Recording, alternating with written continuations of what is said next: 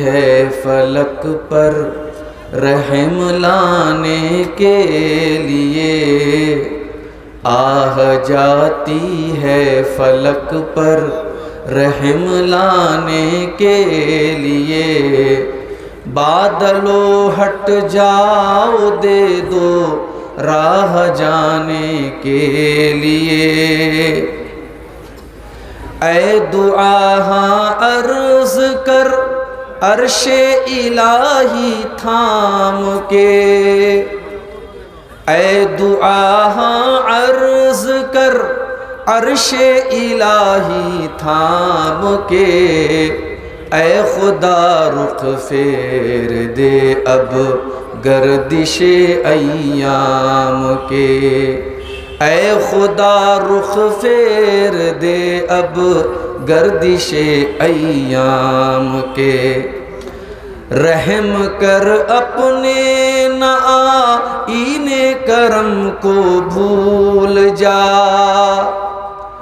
رحم کر اپنے نہ آئین کرم کو بھول جا، ہم تجھے بھولے ہیں لیکن تو نہ ہم کو بھول جا، ہم تجھے بھولے ہیں لیکن تو نہ ہم کو بھول جا، خلق کے راندے ہوئے دنیا کے ٹھکرائے ہوئے، خلق کے راندے ہوئے دنیا کے ٹھکرائے ہوئے، آئے ہیں اب تیرے در پر ہاتھ پھیلائے ہوئے، آئے ہیں اب تیرے در پر ہاتھ پھیلائے ہوئے، خوار ہیں بدکار ہیں ڈوبے ہوئے ذلت میں ہیں، خوار ہیں بدکار ہیں ڈوبے ہوئے ذلت میں ہیں، کچھ بھی ہیں لیکن تیرے محبوب کی امت میں ہیں، کچھ بھی ہیں لیکن تیرے محبوب کی امت میں ہیں، حق پرستوں کی اگر کی تو نے دل جوئی نہیں، حق پرستوں کی اگر کی تو نے دل جوئی نہیں، تانا دیں گے بت کے مسلم کا خدا کوئی نہیں، تانا دیں گے بت کے مسلم کا خدا کوئی نہیں۔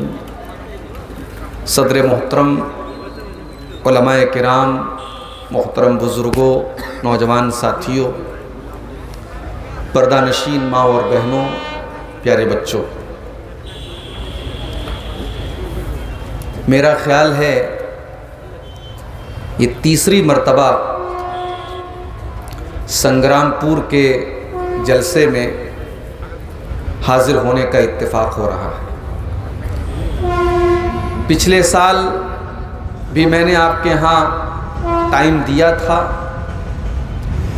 مگر کچھ ایسی مجبوریاں آ گئیں کہ پروگرام مجھے بہت جلدی ختم کر کے، مجھے یاد آ رہا ہے شاید میں 8-9 بجے تک تقریر کر کے یہاں سے میں نکل گیا تھا، مجھے دھنباد یہاں سے جانا تھا، کافی لمبا سفر تھا، اور پچھلے سال ہی جلسے والوں نے اگلے سال کی تاریخ طے کر دی تھی، اور وہ تاریخ تھی 8 فروری 2024، اور آج اللہ کی توفیق سے، اس کی مدد سے ایک مرتبہ پھر سنگرام پور کی سرزمین پر اس عظیم الشان پروگرام میں اور جلسے میں میں آپ کے سامنے حاضر ہوں۔ اس سے پہلے کہ میں جس موضوع پر تیاری کر کے آیا ہوں، کچھ بولنا چاہتا ہوں، کچھ تقریر کرنا چاہتا ہوں، اس کے پہلے ایک بات میں آپ کو بتانا چاہتا ہوں۔ جھارکھنڈ اور بہار کے اس علاقے میں، بنگال کے علاقے میں جو جلسے ہوتے ہیں، ہم جانتے ہیں کہ یہ جلسے عام طور سے کسی مدرسے کے لیے، کسی مسجد کے لیے، کسی عیدگاہ کے لیے، عام طور سے یہ جلسے چندے کے لیے ہوتے ہیں۔ اور ہم یہ بھی جانتے ہیں کہ اس علاقے میں ان جلسوں کے بغیر چندہ نہیں ہوتا، جلسے ہی کے ذریعے بڑا بڑا چندہ اور بڑی بڑی رقمیں لوگ اکٹھا کر لیتے ہیں، بڑے بڑے کام ہو جاتے ہیں اللہ کے شکر سے، اس کی توفیق سے۔ مگر میں جس چیز کی طرف آپ کی توجہ لے کے جانا چاہتا ہوں کہ اب ہمیں اور آپ کو زمانے اور حالات کو دیکھتے ہوئے اپنے ان جلسوں میں پائی جانے والی برائیوں کو ختم کرنے کی ضرورت ہے۔ یہ جلسے انٹرٹینمنٹ کا ذریعہ نہیں ہے میرے بھائی۔ اگر آپ جلسے اور تقریر میں یہ سوچ کر کے آئے ہیں عبدالغفار صاحب بنارس سے آئے ہیں، کچھ چٹکلا سنا دیں، کچھ لطیفے سنا دیں، کچھ ہمیں ہنسا دیں، تو پہلی بات تو میں یہ کام کرنے والا نہیں ہوں، اور دوسری بات اگر آپ اس مقصد کے لیے آئے ہیں تو میں سمجھتا ہوں کہ پھر جلسے نہ ہو تو زیادہ بہتر ہے۔ منورنجن کرنے کے لیے، انٹرٹینمنٹ کرنے کے لیے، مزہ لینے کے لیے بہت سارے طریقے ہیں، دین کو بدنام کرنے کی ضرورت نہیں ہے میرے بھائی۔ لیکن اگر آپ کا مقصد جلسے میں آنے سے یہ ہے کہ ہم چلیں گے، بیوی بچوں کو لے کر کے جائیں گے، بدرالدجا صاحب مالدہ سے آ رہے ہیں، عبدالغفار صاحب بنارس سے آ رہے ہیں، اور بھی دیگر علماء آ رہے ہیں، ہم ان کے بیانات کو سنیں گے، اپنے ایمان کو مضبوط کریں گے، اپنی کمزوریوں کو ہم سوچیں گے اور اپنی اصلاح کریں گے، تب تو آپ کا مقصد جلسے میں آنے کا ٹھیک ہے۔ آپ یقین کیجئے، میں ابھی پاکڑ سے آپ کے جلسہ گاہ کی طرف جب میں آیا، 4 ویلر کے اوپر سوار تھا، سڑک کے دونوں طرف مردوں اور عورتوں کا ریلا لگا ہوا ہے، جوان لڑکیاں بغیر نقاب کے، بغیر پردے کے سڑک پر ایک طرف چل رہی ہیں، دوسری طرف نوجوان لڑکے ان کا دیدار کر رہے ہیں، اور صاحب یہ پنڈال اور یہ سارا پروگرام کس چیز کا ہو رہا ہے؟ جلسے کا ہو رہا ہے۔ یہ تکلیف دہ بات ہے میرے بھائی۔ آپ کے علاقے میں بہت سارے میلے بھی لگتے ہوں گے، ہاٹ بھی لگتے ہوں گے، وہاں پر بھی یہ سب چیزیں ہوتی ہیں، مگر وہاں سے زیادہ تکلیف ہمیں یہاں ہوتی ہے۔ کیوں؟ کیونکہ یہاں آپ میلے کے نام پہ نہیں آئے ہیں، ہاٹ کے نام پہ نہیں آئے ہیں، مارکیٹ کے نام پہ نہیں آئے ہیں، بازار کے نام پہ نہیں آئے، آپ دین کے نام پر آئے ہیں، آپ قرآن کے نام پر آئے ہیں، آپ حدیث کے نام پر آئے ہیں، اور یہاں اگر بے شرمی ہو رہی ہے، یہاں بے غیرتی ہو رہی ہے، یہاں بے حیائی ہو رہی ہے، تو میرے بھائیوں یہ ہم سب کے لیے ڈوب مرنے کا مقام ہے۔ بند کر دیجئے ان جلسوں، کوئی اور طریقہ اپنا لیجئے، مگر اللہ کے واسطے دین کا جنازہ مت نکالیے میرے بھائی۔ اپنی عورتوں کو، اپنی ماں بہنوں کو بڑے ادب سے کہنا چاہتا ہوں، 50 سال کی عورت آ رہی ہے، وہ چہرہ ڈھانپ کر کے آ رہی ہے، وہ اسکارف لگا کر کے آ رہی ہے، وہ نقاب پہن کر کے آ رہی ہے، اور 20 سال کی، 18 سال کی، 16 سال کی جوان لڑکی وہ بے پردہ آ رہی ہے، وہ میک اپ کر کے، سج کر کے، سنور کر کے اور اپنے حسن کی نمائش کر کے چل رہی ہے۔ کیوں ایسا ہو رہا ہے میرے بھائی؟ ہم کیوں اپنی اصلاح نہیں کرتے؟ معاف کیجئے میرے بھائی، میری باتیں اگر آپ کو تلخ لگیں، مگر یہ دل کا درد ہے جو میں آپ کے سامنے بیان کر رہا ہوں۔ میں اللہ کے فضل و کرم سے بہت سارے علاقوں میں جاتا ہوں، ممبئی جیسے شہر میں بھی پروگرام ہوتے ہیں میرے، اور یہاں سے کہیں زیادہ ایڈوانس شہر ہے، مگر میں نے کہیں بھی جلسوں کے اندر اور جہاں تقریر ہو رہی ہو وہاں ایسی بے حیائی کا منظر نہیں دیکھا ہے جو میں بہار، جھارکھنڈ اور بنگال کے اس بیلٹ میں دیکھتا ہوں۔ تکلیف ہوتی ہے میرے بھائی۔ کہیں کہیں جلسے والے اشتہار پہ لکھ دیتے ہمارے یہاں کوئی دکان نہیں لگے گی، وہ اسی لیے لکھ دیتے ہیں تاکہ دکان نہ لگے اور اس طریقے کا منظر نہ آئے، لیکن جہاں دکان نہیں لگتی ہے سڑکوں پر وہاں سنتے ہیں عورتیں بہت کم آتی ہیں، جلسہ اتنا کامیاب نہیں ہوتا ہے، فلاپ ہو جاتا ہے۔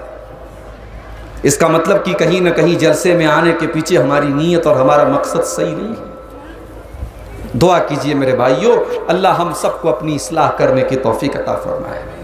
ہماری وہ بہنیں جو جلسے میں آئی ہیں، ان کی مائیں ان کو لے کر کے آئی ہیں، اللہ ان کو توفیق دے کہ جب وہ کسی جلسے اور تقریر میں جائیں تو شریعت کے تقاضوں پر عمل کریں۔ اللہ ان کے گارجین کو بھی اس کی توفیق دے۔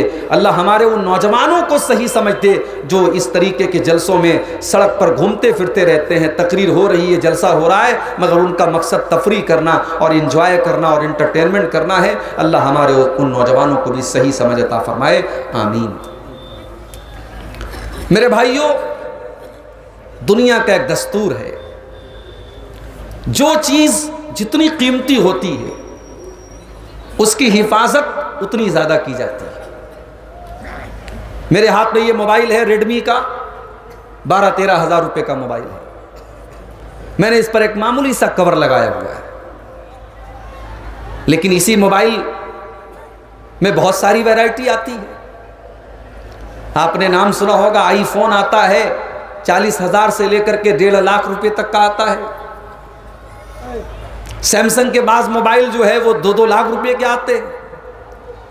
ظاہر ہے کہ موبائل اگر بہت قیمتی ہوتا ہے تو آدمی بہت سنبھال کر کے رکھتا ہے۔ 1-1.5 لاکھ کا موبائل ہے تو ایسے نہیں آدمی کہیں بھی کسی پاکٹ میں ڈال لے گا، اس پر 150 روپے کا کور لگائے گا۔ مہنگا کور لگاتا ہے، مہنگا اس پر جو اسکرین پروٹیکٹر ہوتا ہے بڑا مہنگا اس کا آتا ہے، تاکہ موبائل کبھی گر بھی جائے تو موبائل سلامت رہے، موبائل نہ ٹوٹے۔ یہ یوٹیوبر لوگ جو ریکارڈنگ کر رہے ہیں، ان کے موبائلوں میں بھی بعض موبائل بڑے قیمتی ہوتے ہیں، ان کو معلوم ہے کہ وہ بڑا سنبھال کر کے رکھتے ہیں۔ 1.5-2 لاکھ روپے کے DSLR کیمرے آتے ہیں، ان کیمروں کے مالک کہیں سفر میں جاتے ہیں تو بہت سنبھال کے لے کے جاتے ہیں کہ صاحب یہ قیمتی ہے، کہیں ٹوٹ نہ جائے، کہیں برباد نہ ہو جائے۔ یہ دستور ہے دنیا کا، یہ اصول ہے، یہ قانون ہے، یہ نیم ہے۔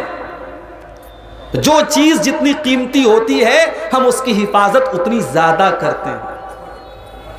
اب ذرا دل پر ہاتھ رکھ کے بتاؤ، ایک مومن کے لیے سب سے قیمتی چیز کیا ہے؟ ایک مومن کو قیامت کے دن سب سے زیادہ کس چیز کی ضرورت پڑے گی؟ اگر نہیں سمجھ میں آ رہا ہے تو قرآن کا 30واں پارہ اٹھاؤ۔ القاریۃ ما القاریہ وما ادراک ما القاریہ، کھڑکھڑا دینے والی قیامت، تم کیا جانو کہ کھڑکھڑا دینے والی قیامت کیا ہے؟ وما ادراک ما القاریہ، تمہیں کیا پتا کہ قیامت کیا ہے؟ یوم یکون الناس کالفراش المبثوث، قیامت کے دن لوگ پروانوں اور پتنگوں کی طرح ادھر ادھر بھٹکیں گے، کوئی کسی کا پرسان حال نہیں ہوگا۔ آج عبدالغفار صاحب بنارس سے آپ کے بیچ میں آئے ہیں، بڑی عزت کرتے ہیں، بڑی محبت کرتے ہیں، بہت دل میں جگہ دیتے ہیں۔ کل قیامت کے دن کوئی کسی کے کام آنے والا نہیں ہے، کوئی کسی جس سے عقیدت رکھتا ہے، جس سے محبت رکھتا ہے، اس کو پوچھنے والا، اس کی حال چال لینے والا بھی کوئی نہیں ہوگا۔ قیامت کا دن تو ایسا ہوگا، بھائی بھائی کے کام نہ آئے گا، باپ بیٹے کے کام نہ آئے گا، ماں بیٹے کے کام نہ آئے گی۔ یوم یکون الناس کالفراش المبثوث، اس دن لوگ بکھرے ہوئے پروانوں کی طرح، پتنگوں کی طرح ہوں گے۔ وَتَكُونُ الْجِبَالُ كَالْعِهْنِ الْمَنْفُوشِ، اور یہ بڑے بڑے پہاڑ یہ رنگین اون کی طرح دکھیں گے، اتنے ہلکے ہو جائیں گے جیسے روئی کے گالے ہوتے ہیں، جیسے رنگین اون ہوتا ہے، اون بڑا ہلکا ہوتا ہے، یہ بڑے بڑے پہاڑ اون کی طرح ہلکے نظر آئیں گے۔ فَأَمَّا مَن ثَقُلَتْ مَوَازِينُهُ فَهُوَ فِي عِيشَةٍ رَاضِيَةٍ، اللہ فرما رہا ہے قیامت کے دن جس کی نیکیوں کا پلڑا بھاری ہوگا، اللہ کے ترازو کے اوپر، اللہ کے میزان کے اوپر جس کی نیکیوں کا پلڑا بھاری ہوگا، وزندار ہوگا، فَهُوَ فِي عِيشَةٍ رَاضِيَةٍ، وہ اپنی پسند کی زندگی گزارے گا، وہ جنت میں جائے گا، وہ عیش و آرام کی زندگی گزارے گا۔ وَأَمَّا مَنْ خَفَّتْ مَوَازِينُهُ فَأُمُّهُ هَاوِيَةٌ، اور جس کی نیکیوں کا پلڑا ہلکا اور گناہوں کا پلڑا بھاری ہو جائے گا، فَأُمُّهُ هَاوِيَةٌ، اس کا ٹھکانہ ہاویہ ہوگی۔ وَمَا أَدْرَاكَ مَا هِيَ، اور تم کیا جانو کہ ہاویہ کیا ہے؟ نَارٌ حَامِيَةٌ، ہاویہ تو جہنم کی بھڑکتی ہوئی آگ کا نام ہے۔ قیامت کے دن اللہ تبارک و تعالیٰ کے یہاں جس کی نیکیاں زیادہ ہوں گی وہ کامیاب ہوگا۔ اللہ کے ترازو پر جس کی نیکیوں کا پلڑا بھاری ہے اور گناہوں کا پلڑا ہلکا ہے وہ کامیاب ہے، اور جو اس کا اپوزٹ ہے وہ ناکام ہے۔ میرے پتہ یہ چلا ایک مومن کو قیامت کے دن سب سے زیادہ اگر ضرورت پڑے گی تو نیکیوں کی ضرورت پڑے۔ سب سے قیمتی چیز ایک مومن کے لیے قیامت کے دن اگر کوئی ہوگی تو نیکیاں ہوں گی۔ میرے پیارے بھائیوں، سنگرام پور کے جلسے میں آئے ہوئے میرے نوجوان ساتھیوں، جب سب سے قیمتی چیز ہماری نیکیاں ہیں تو کیا یہ سوال پیدا نہیں ہوتا، کیا ہمارے لیے یہ ذمہ داری نہیں بنتی کہ ہم اپنی نیکیوں کو سنبھال کے رکھیں، اپنی نیکیوں کو بچا کے رکھیں، تاکہ کل قیامت کے دن کہیں ایسا نہ ہو ہماری نیکیاں برباد ہو جائیں، کل اللہ تعالیٰ کے ترازو پر ہماری نیکیاں زیرو ہو جائیں۔ آج کل ایک خبر آپ نے سنی ہوگی، موبائل پر فون آتا ہے، فرضی فون آتا ہے اور دھوکے سے آپ سے OTP مانگی جاتی ہے اور آپ کا اکاؤنٹ خالی۔ اور ابھی تو ایک اور نیوز آئی ہے، انسان 420 میں اور مکر و فریب میں کتنا آگے نکل رہا ہے۔ ایک اور نیوز یہ آئی ہے کہ اب باقاعدہ ایسا سسٹم آیا ہے کہ مشین کے ذریعے آپ کے کسی رشتہ دار کی آواز کو کاپی کر لیا جائے گا، آپ کے بھائی کی آواز میں، آپ کے باپ کی آواز میں، آپ کی ماں کی آواز میں فون آئے گا، ہاں میں فلاں بول رہا ہوں، میں تھوڑا سا پھنس گیا ہوں فلاں علاقے میں، میرے اکاؤنٹ میں تم اپنی کچھ رقم ڈال دو، میرا موبائل کھو گیا ہے، میرا پرس کھو گیا، اس طریقے کی بات آتی ہے اور آپ کو لگتا ہے یار یہ تو میرے بھائی کی آواز ہے، میری بہن کی آواز ہے، میری ماں کی آواز ہے، آپ نے جلدی سے پیسہ ٹرانسفر کر دیا، پتہ لگا وہ فرضی فون تھا، فرضی کال تھا اور آپ کے ساتھ دھوکہ ہو گیا۔ آپ نے جس پیسے کو اپنے اکاؤنٹ میں ڈالا ہے اگر کوئی اس کو زیرو کر دے، آپ کا پیسہ کوئی دھوکے سے نکال لے، آپ کو کیسا لگے گا میرے بھائی؟ ایک تو یہ ہوتا ہے کہ ہمارے اکاؤنٹ میں پیسہ ہے، ہم نے ATM سے پیسہ نکالا، ہم نے فون پے کر دیا، ہم نے اس پیسے کو خرچ کر دیا، وہ ایک الگ میٹر ہے، لیکن دھوکے سے ہمارا اکاؤنٹ زیرو ہو جائے یہ تو بڑے خسارے کی بات ہے۔ اب ذرا قرآن کا 15واں پارہ اٹھاؤ، اللہ فرماتا ہے سورہ کہف کے اندر قرآن کے 16ویں پارے میں، قُلْ هَلْ نُنَبِّئُكُمْ بِالْأَخْسَرِينَ أَعْمَالًا، اے نبی آپ بتا دیجئے سب سے زیادہ خسارے میں اور سب سے زیادہ گھاٹے میں اور سب سے زیادہ لاس میں کون لوگ ہوں گے؟ الذین ضل سعیہم فی الحیات الدنیا وہم یحسبون انہم یحسنون صنعا، سب سے زیادہ گھاٹے میں وہ لوگ ہوں گے جو نماز بھی پڑھ رہے ہیں، جو قرآن بھی پڑھ رہے ہیں، جو روزہ بھی رکھ رہے ہیں، جو دان خیرات بھی کر رہے ہیں، جو زکوٰۃ بھی دے رہے ہیں، جو رمضان میں عمرہ بھی کر رہے ہیں، جو حج بھی کر رہے ہیں، جو بہت ساری نیکیوں کو اپنے اکاؤنٹ میں ڈال رہے ہیں، مگر جب قیامت کے دن جائیں گے ان کا اکاؤنٹ زیرو ہوگا، ان کا نیکیوں کا اکاؤنٹ خالی ہوگا۔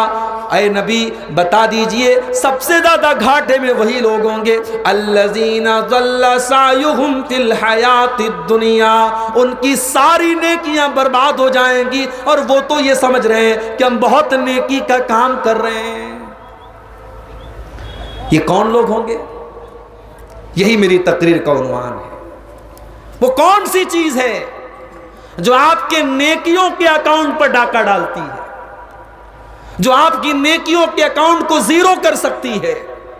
جو قیامت کے دن آپ کو پچھتانے پر مجبور کر سکتی ہے، وہ کون سی چیزیں ہیں جو ہماری نیکیوں کو برباد کر دیتی ہیں؟ یہی آج کا ہمارا ٹاپک ہے، یہی آج کا ہمارا وشے اور عنوان ہے۔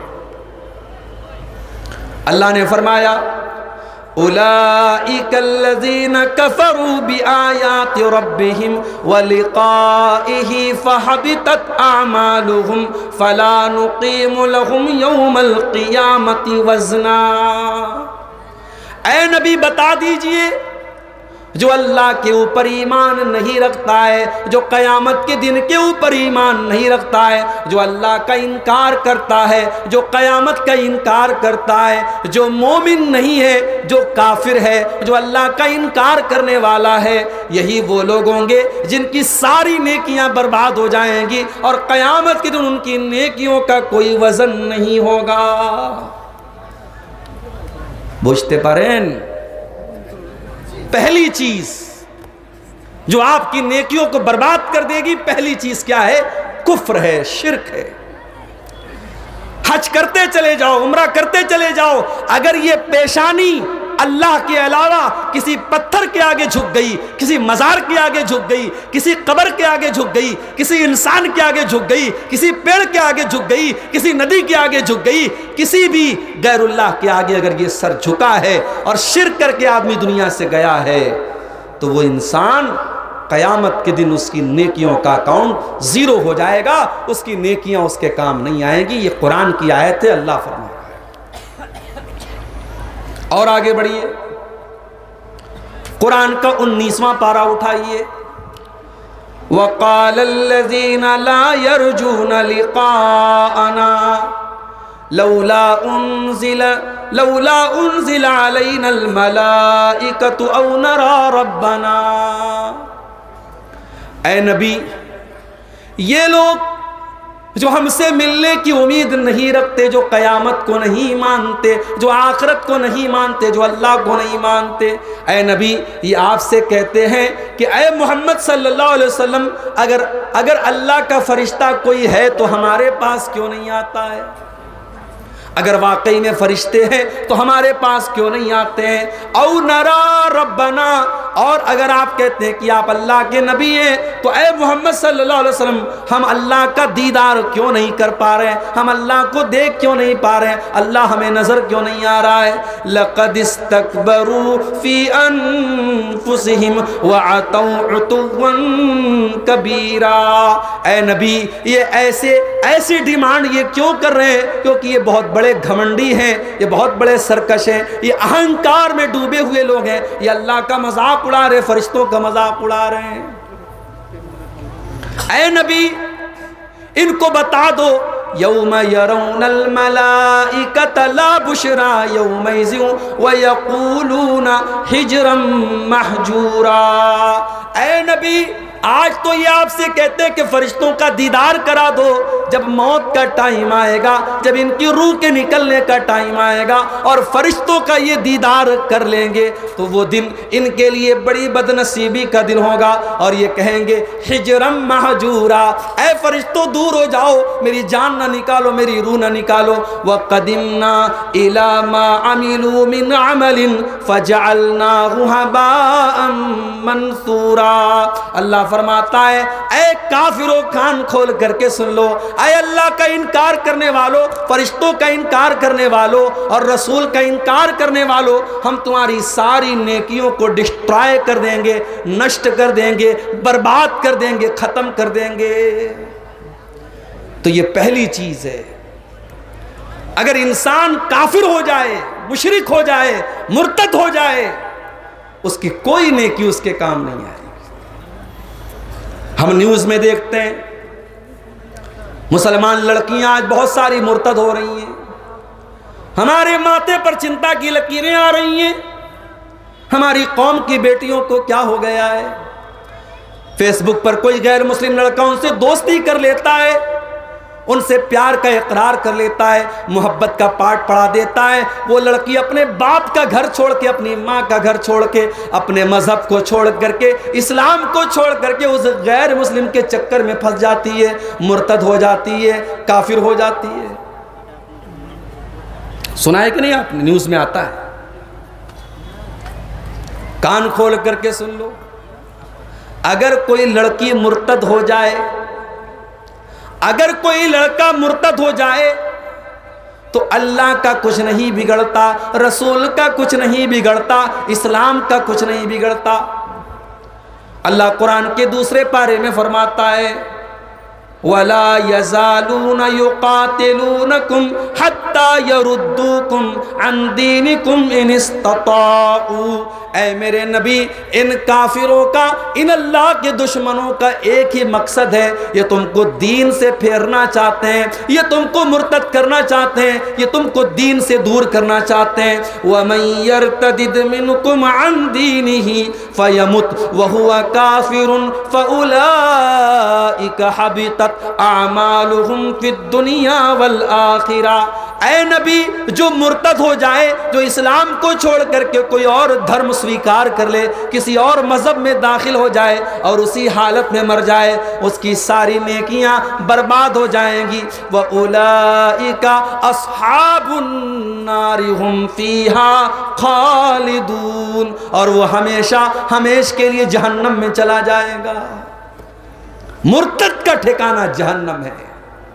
جو مرتد ہو جائے گا وہ دنیا میں بھی ذلیل ہوگا اور آخرت میں بھی ذلیل ہوگا۔ تو یہ پہلی چیز یاد رکھو میرے بھائی، شرک کر دیا، اللہ کا انکار کر دیا، نبی کا انکار کر دیا، تقدیر کا انکار کر دیا، فرشتوں کا انکار کر دیا، اللہ کی کتابوں کا انکار کر دیا تو کافر ہو جائے گا انسان، اور کافر کی کوئی نیکی اللہ کے یہاں کام آنے والی نہیں ہے۔ اللہ قرآن میں 18 نبیوں کا ذکر فرماتا ہے، آدم علیہ السلام، نوح علیہ السلام، ابراہیم علیہ السلام، عیسیٰ علیہ السلام، موسیٰ علیہ السلام، زکریا علیہ السلام، یحییٰ علیہ السلام، ایوب علیہ السلام، یونس علیہ السلام، لوط علیہ السلام۔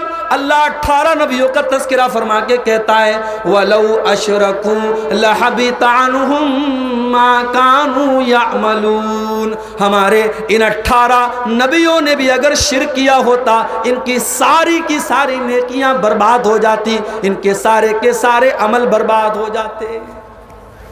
اللہ کیا مشرک کی کوئی نیکی قبول ہونے والی نہیں ہے۔ ابھی ہمارے اتر پردیش سے ایک نیوز آئی ہے، لکھنؤ سے 300 مسلمان ایودھیا کا سفر کرتے ہیں اور شری رام چندر جی کی جو مورتی استھاپت ہوئی ابھی حال ہی میں ہمارے پرائم منسٹر صاحب نے کی ہے، اس مندر کی زیارت کرنے کے لیے 300 مسلمان لکھنؤ سے چل کر کے ایودھیا جاتے ہیں۔ میڈیا ان کو بہت سمان دیتا ہے کہ صاحب یہ مسلمان، معاف کیجئے گا میرے، دو رنگی چھوڑ یک رنگ ہو جا۔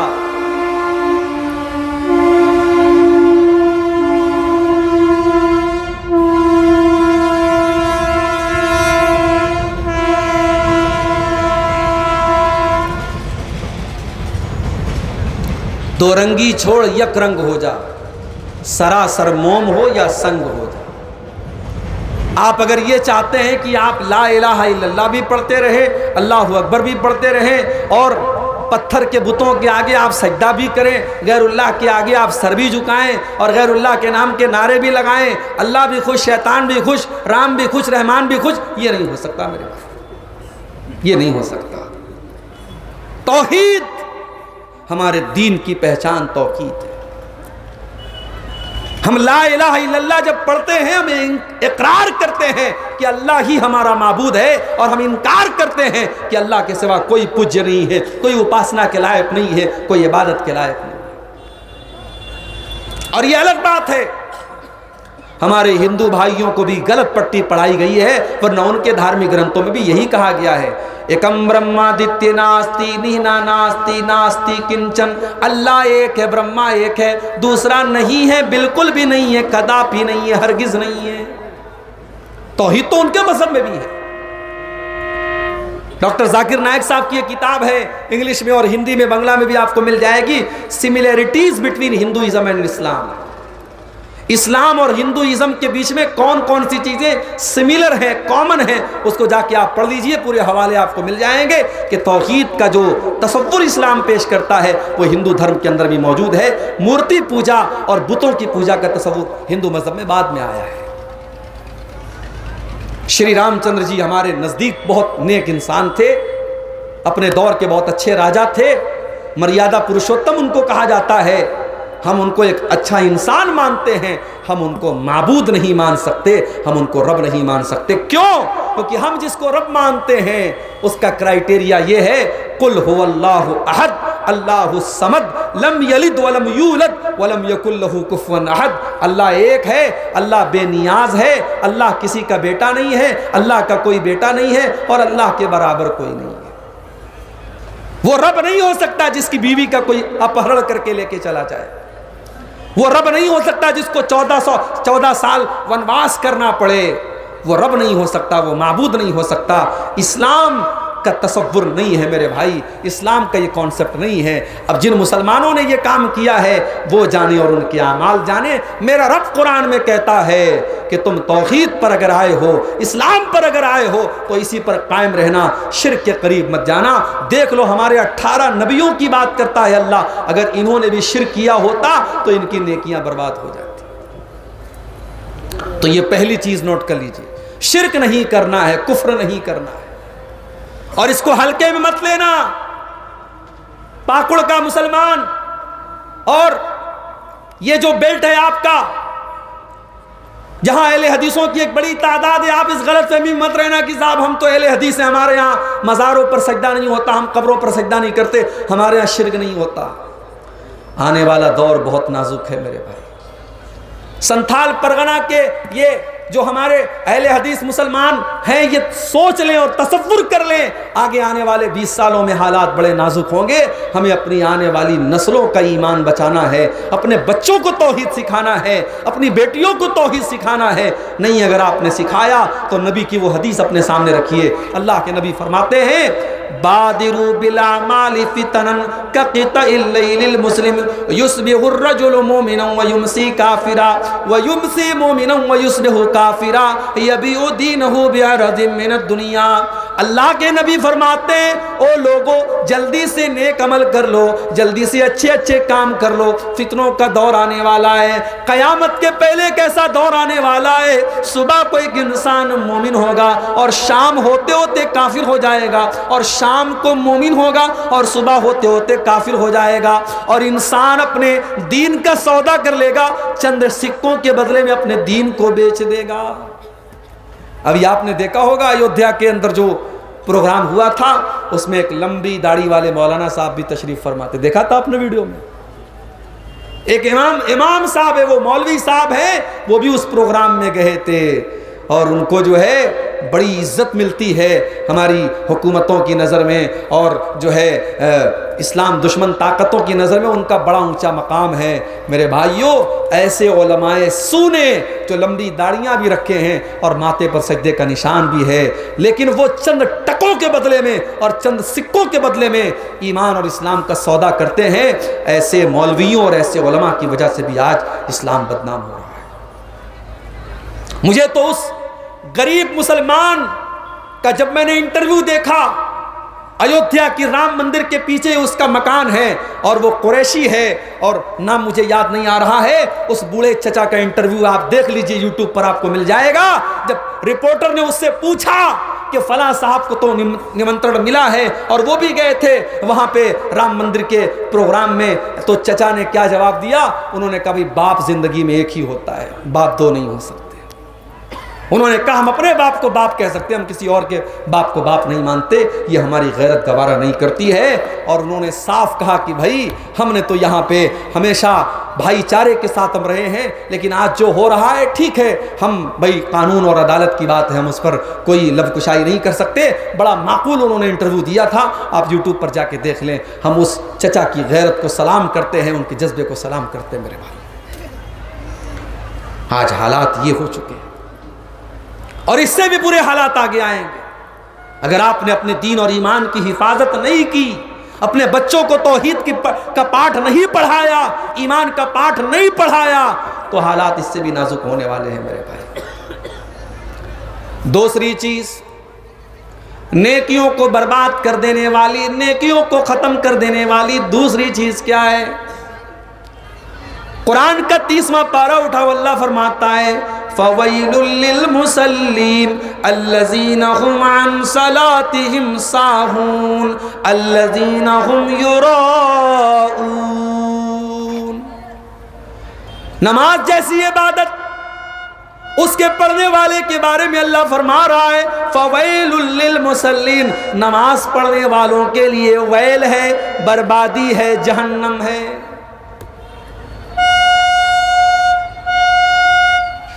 یہ ریلوے اسٹیشن یا ریلوے پٹری کے قریب میں پروگرام ہوتا ہے نا، بہت ڈسٹرب ہوتا ہے۔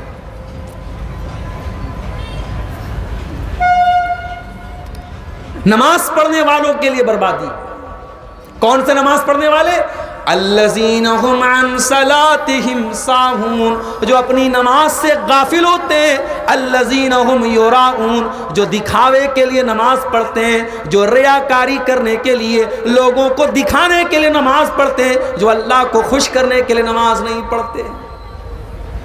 ریاکاری کرنے والا اور دکھاوا کرنے والا کان کھول کر کے سن لے، وہ شرک کر رہا ہے۔ اللہ کے نبی فرماتے ہیں، مسند احمد کی روایت ہے، اللہ کے پیارے نبی صلی اللہ علیہ وسلم فرماتے ہیں ان اخوف ما اخاف علیکم الشرک الاصغر، اے لوگو مجھے سب سے زیادہ اگر کسی بات کا ڈر ہے تو شرک اصغر کا ڈر ہے، چھوٹے والے شرک کا ڈر ہے۔ صحابہ نے کہا اے اللہ کے نبی چھوٹا والا شرک کیا ہے؟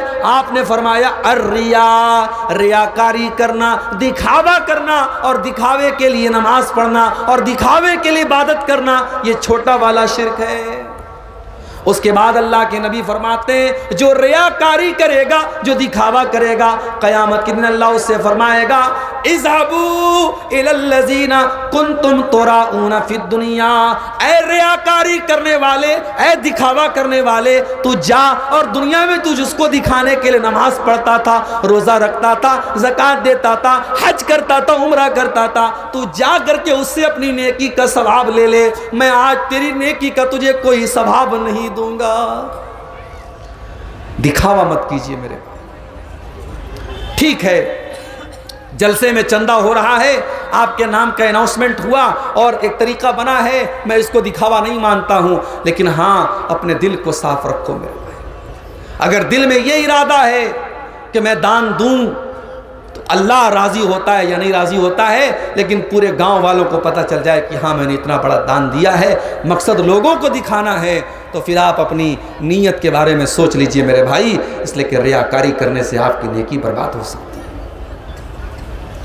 اللہ قرآن کے تیسرے پارے میں فرماتا ہے یا ایھا الذین آمنوا لا تبطلوا صدقاتکم بالمن والاذی کالذی ينفق مالہ رئاء الناس، اے ایمان والو اپنے صدقہ خیرات کو احسان جتا کر اور لوگوں کو تکلیف دے کر کے برباد نہ کرو۔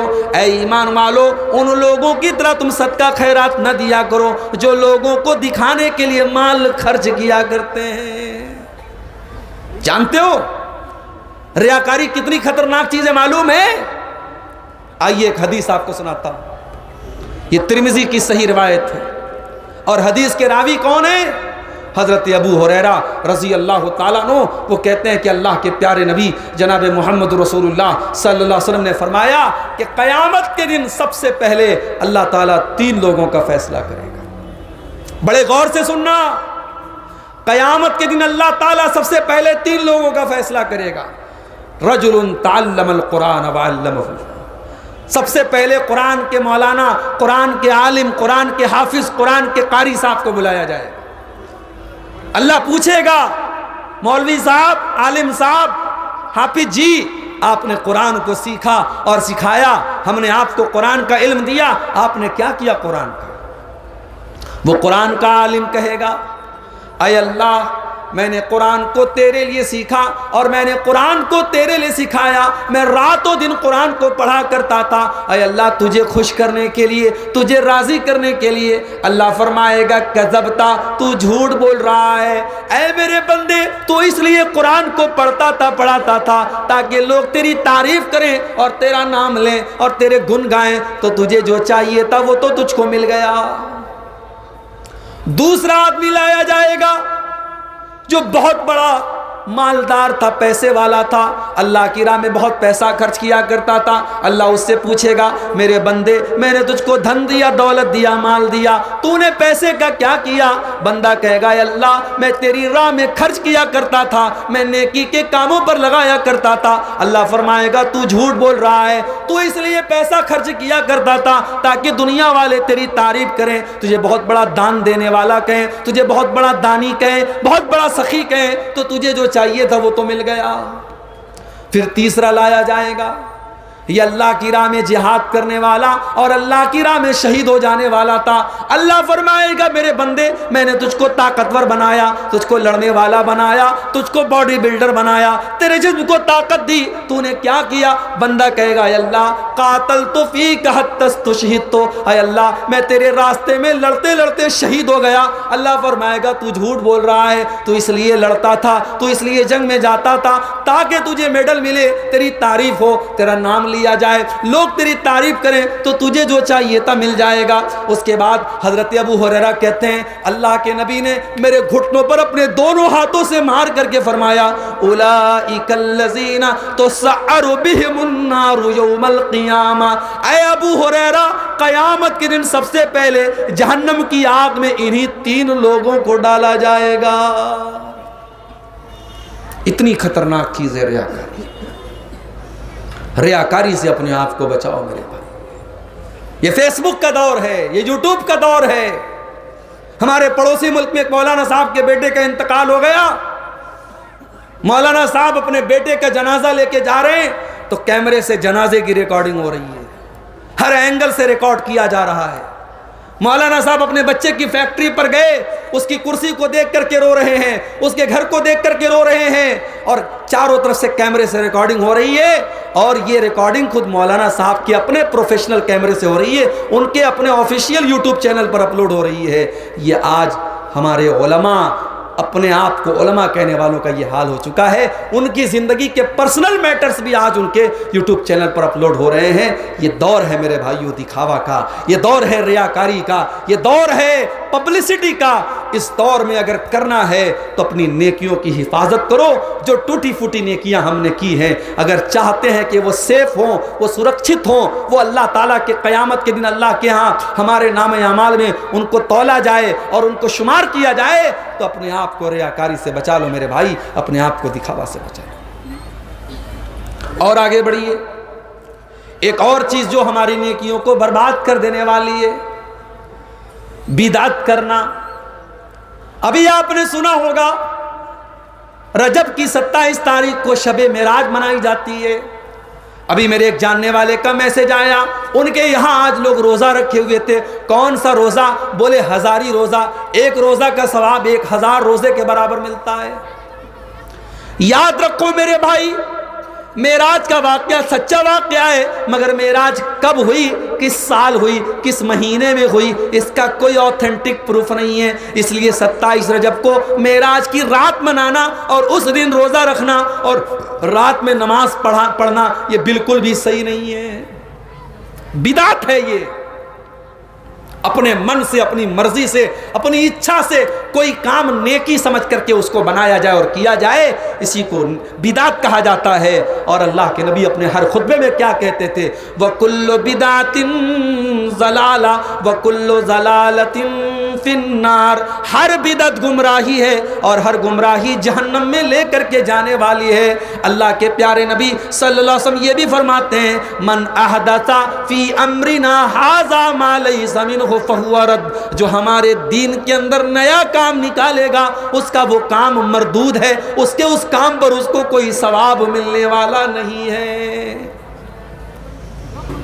بدعت کرنے والا، جانتے ہو جو بدعت کرتا ہے بڑا خطرناک آدمی ہوتا ہے۔ شرابی شراب پی رہا ہے، اس کو سمجھاؤ گے ہو سکتا ہے وہ مان جائے۔ زانی زنا کر رہا ہے، سمجھاؤ گے ہو سکتا ہے مان جائے۔ حرام کھانے والا حرام کھا رہا ہے، اس کو نصیحت کرو ہو سکتا ہے مان جائے۔ مگر جو بدعت کر رہا ہے وہ تو دین سمجھ کر کے کر رہا ہے، وہ تو ثواب سمجھ کے کر رہا ہے، وہ تو عبادت سمجھ کے کر رہا ہے۔ اس لیے بدعتی کا توبہ کرنا بہت مشکل ہوتا ہے، بڑی خطرناک چیز ہے بدعت۔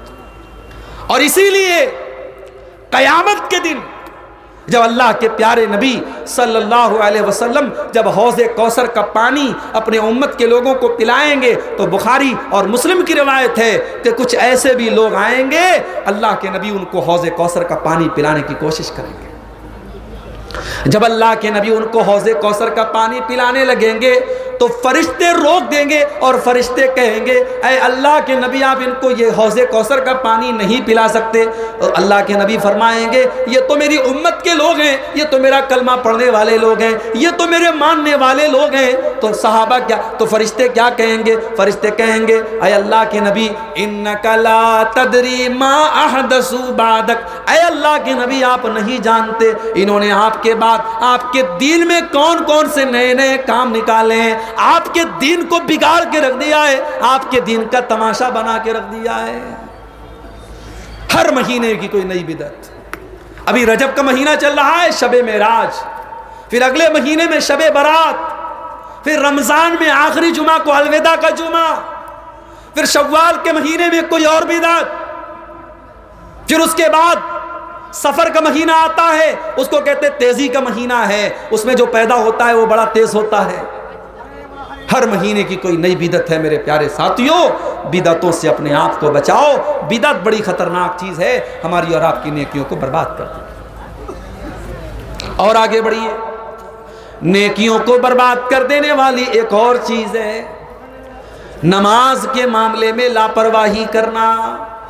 جی ہاں, جو نماز کے معاملے میں لاپرواہی کرے گا, جو نماز کی پابندی نہیں کرے گا, کل قیامت کے دن اس کی اور بھی نیکیاں برباد ہو جائیں گی. اللہ کے نبی صلی اللہ علیہ وسلم فرماتے ہیں, ترمذی کی روایت ہے, ان اول ما یحاسب بہ العبد یوم القیامت صلاتہ, قیامت کے دن پہلا حساب نماز کے بارے میں ہوگا. فإن صلحت فقد افلح وانجح, اگر نماز صحیح ہے تو انسان کامیاب ہو جائے گا. وَإِن فَسَدَتْ, اور اگر نماز کا معاملہ گڑبڑ ہے, فَقَدْ خَابَ وَخَسِرَ, تو انسان ناکام ہو جائے گا, نامراد ہو جائے گا. ہمارے بہت سارے نوجوان بھائی پوچھتے ہیں, شیخ صاحب گندی عادت میں پڑ گیا ہوں, رات میں انٹرنیٹ پر گندی مووی دیکھ کر کے اپنے ہاتھوں سے زنا کرتا ہوں اور یہ گندی عادت چھوٹ نہیں رہی, کوئی طریقہ بتا دیجئے. کوئی نوجوان پوچھتا ہے شیخ صاحب بڑی بے حیائی کا دور ہے, میں کالج میں پڑھتا ہوں, لڑکیاں بے پردہ گھومتی ہیں, لڑکیوں کے فتنے میں مبتلا ہو سکتا ہوں, مجھے کوئی طریقہ بتا دیجیے.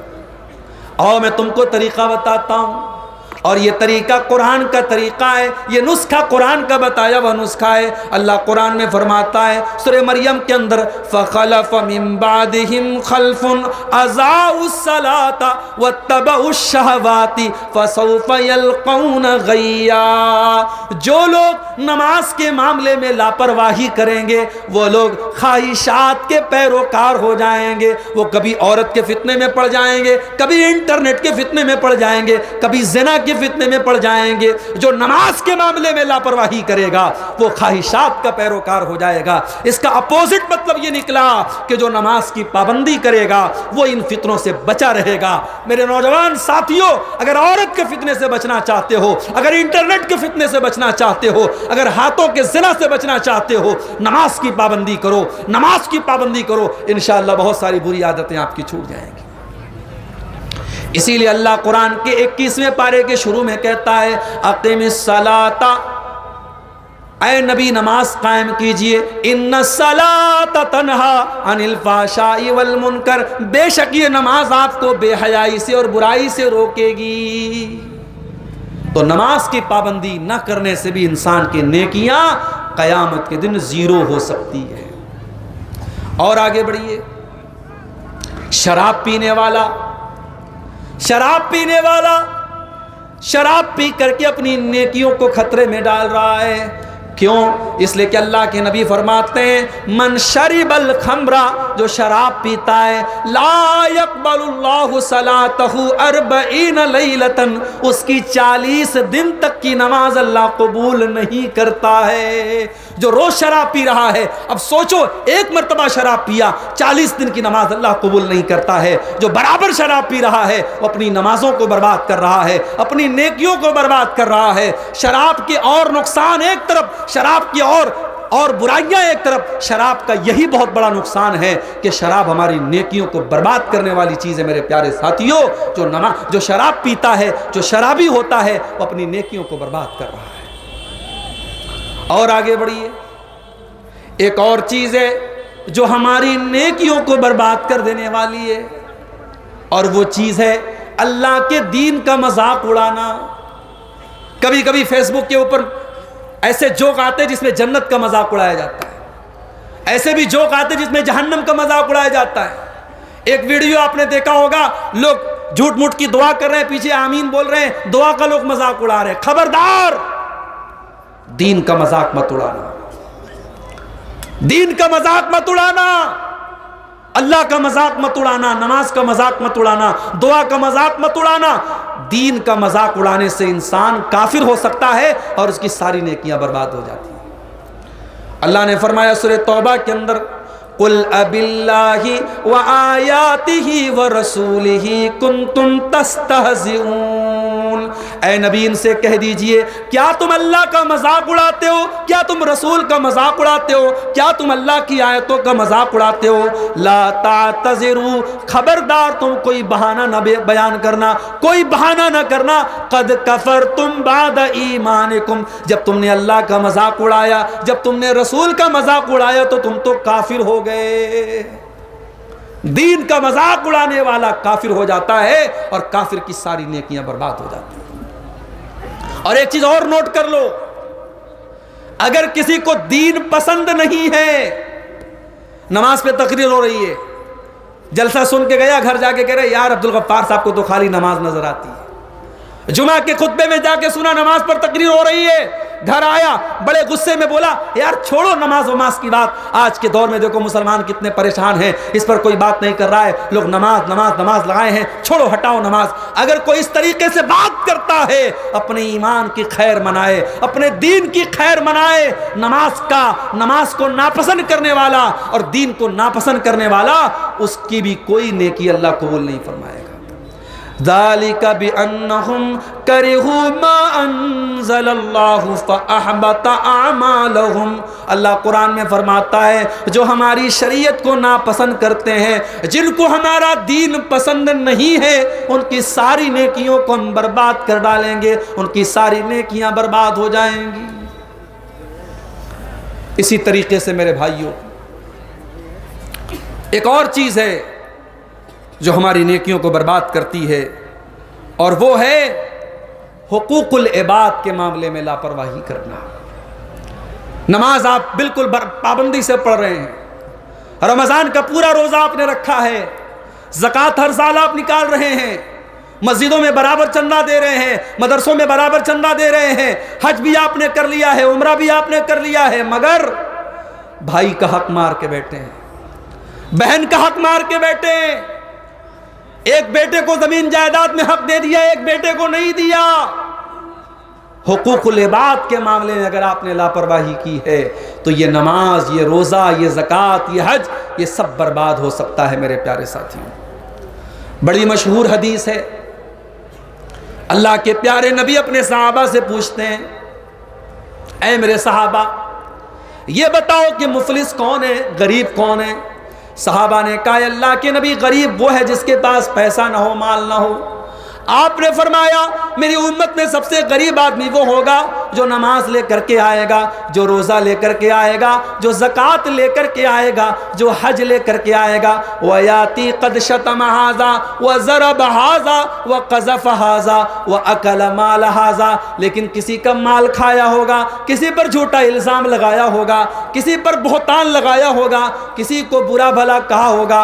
اللہ کے نبی فرماتے ہیں ان سب لوگوں کو اس کی نیکیاں دے دی جائیں گی۔ کوئی نماز لے کے چلا گیا، کوئی روزہ لے کے چلا گیا, کوئی زکوٰۃ لے کے چلا گیا, کوئی عمرہ لے کے چلا گیا, ایک ایک کر کے اس کی نیکیاں ختم ہو جائیں گی. جب نیکیاں ختم ہو جائیں گی اور پھر بھی کچھ لوگ ایسے باقی بچیں گے جن کا حق اس نے مارا ہے, تو اللہ کے نبی فرماتے ہیں ان کے گناہ اس کے اوپر لاد دیے جائیں گے. ثم طرح فی النار, اور پھر اس کو جہنم کے اندر پھینک دیا جائے گا. دنیا میں نیکیوں کا پہاڑ لے کے آیا تھا, لیکن ایک غلطی کی تھی اس نے, حقوق العباد کے معاملے میں لاپرواہی کی تھی, اس کی ساری نیکیاں برباد ہو جائیں گی. میرے بھائیوں, حقوق العباد کے معاملے میں بہت احتیاط کرو. آج کیا کرتے ہیں ہم؟ آج ایک بھائی دوسرے بھائی کی زمین پر ناجائز قبضہ کر کے بیٹھا ہے, ایک بھائی دوسرے بھائی کی زمین کو ہتھیا کے بیٹھا ہے, عدالتوں میں کیس چل رہا ہے اور بھائی کو بتائے کہ زمین میری نہیں ہے, جائیداد میری نہیں ہے, پھر بھی کیس لڑ رہا ہے. اس کے پاس پیسہ ہے, اس کے پاس پاور ہے, وہ ججوں اور وکیلوں کے ذریعے اپنے پچ میں فیصلہ کرا سکتا ہے. کان کھول کر کے سن لو, جو زمین آپ کی نہیں ہے, جو جائیداد آپ کی نہیں ہے, اور جھوٹے طریقے سے آپ اپنے بھائی کی زمین پر قبضہ کر رہے ہیں. اللہ کے پیارے نبی کیا فرماتے ہیں؟ بخاری اور مسلم کے الفاظ ہیں. اللہ کے پیارے نبی صلی اللہ علیہ وسلم فرماتے ہیں, او لوگو, میں ایک انسان ہوں, مجھ سے غلطی بھی ہو سکتی ہے اور میں صحیح فیصلہ بھی کرتا ہوں. او لوگو, جب دو لوگ میرے پاس کوئی کیس لے کر کے آتے ہیں اور ایک آدمی کی بات مجھے اچھی لگتی ہے اور میں اس کے حق میں فیصلہ دے دیتا ہوں, جبکہ فیصلہ صحیح نہیں تھا اور وہ زمین کسی دوسرے کی تھی, وہ جائیداد کسی دوسرے کی تھی, تو اللہ کے نبی کیا فرماتے ہیں؟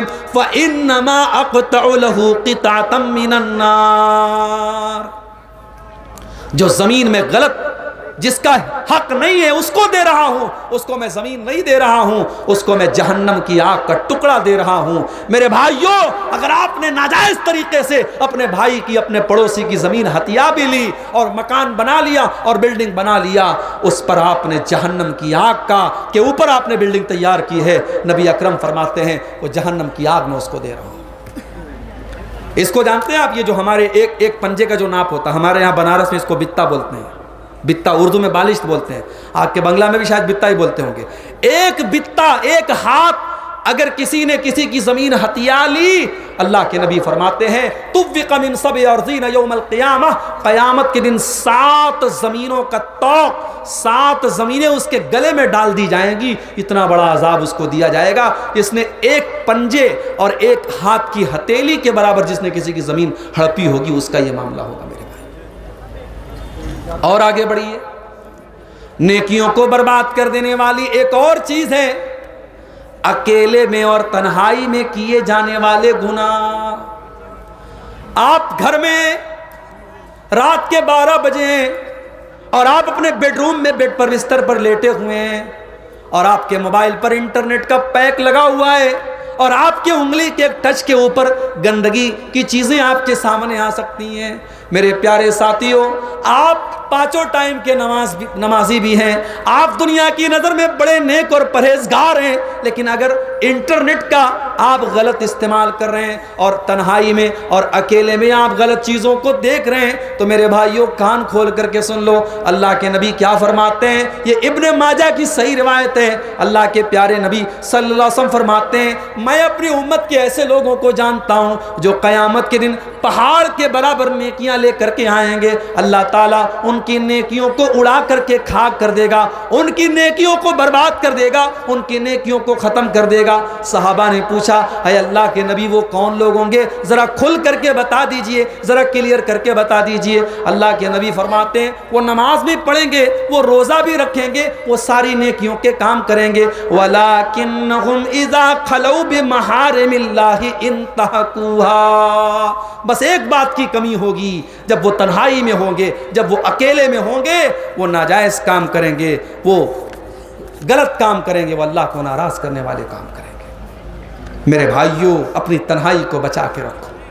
اور یہ انٹرنیٹ کا دور ہے, یہ موبائل کا دور ہے, اور میں بڑے کھلے لفظوں میں بولتا ہوں کہ اللہ تعالیٰ نے اس موبائل کے ذریعے آج ہمیں بہت بڑے امتحان میں ڈالا ہے. میری بہنیں جو سن رہی ہیں ان سے بھی کہنا چاہتا ہوں, یہ بڑی دودھاری تلوار ہے یہ موبائل. اس سے بڑے اچھے کام بھی ہوتے ہیں, بڑے برے کام بھی ہوتے ہیں. آج کتنے زنا کے راستے اسی موبائل کے ذریعے طے ہوتے ہیں, کتنے حرام تعلقات اور حرام رشتے اسی موبائل کے ذریعے بنتے ہیں۔ میرے بھائیوں، اس موبائل کو اپنی نیکیوں کو برباد کرنے کا ذریعہ مت بناؤ، اس موبائل کو اپنی نیکیوں کو نشٹ کرنے کا ذریعہ مت بناؤ۔ کہیں ایسا نہ ہو کہ یہ چھوٹا سا موبائل آپ کے روزے کو برباد کر دے، آپ کی نماز کو برباد کر دے، آپ کی زکوٰۃ کو برباد کر دے، آپ کے دان خیرات کو برباد کر دے۔ اس کو اپنی نیکیوں کی بربادی کا ذریعہ مت بناؤ میرے بھائیوں۔ یہ ایک پرچہ آیا ہے، سوال آیا ہے، کیا لڑکیاں تقریر کر سکتی ہیں جلسے میں؟ اگر لڑکیاں چھوٹی ہیں، 8-10 سال تک کی لڑکیاں ہیں، ابھی نابالغ ہیں، تو ٹھیک ہے، وہ تقریر کر سکتی ہیں۔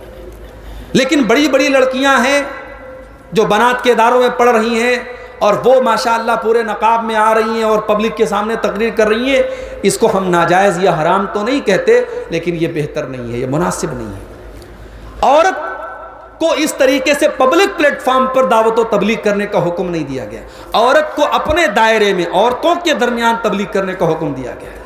اس لیے آج کل بہت ساری عورتیں آپ دیکھیے یوٹیوب پر، فیس بک پر فتویٰ دے رہی ہیں، اور اتنے غلط سلط فتوے کی اللہ کی پناہ، اور ایسے ایسے مسائل بیان کر رہی ہیں جو ہمارے بڑے بڑے علماء بیان نہیں کرتے، ہمارے شرم کے جن کو عام طور سے بیان نہیں کیا جاتا، وہ مزے لے کے بیان کر رہی ہیں۔ صاحب، مردوں اور عورتوں کے جو پرائیویٹ مسائل ہیں، میاں بیوی کے جو پرائیویٹ مسائل ہیں، یہ عالمہ لوگ بڑی بڑی برقع پہن کر کے آ رہی ہیں اور نقاب میں چہرہ چھپا ہوا ہے، اور صاحب وہ مسئلہ بیان کر رہی ہیں، تو یہ بالکل بھی مناسب نہیں ہے۔ اور آج کل ایک نیا ٹرینڈ چلا ہے، اسلامک اسکول ہے صاحب، اسلامک اسکول ہے، اسلام پڑھایا جاتا ہے وہاں، اور اینول فنکشن ہوتا ہے، سالانہ پروگرام ہوتا ہے، تو ایکشن کے نام پہ لڑکیاں ناچ رہی ہیں۔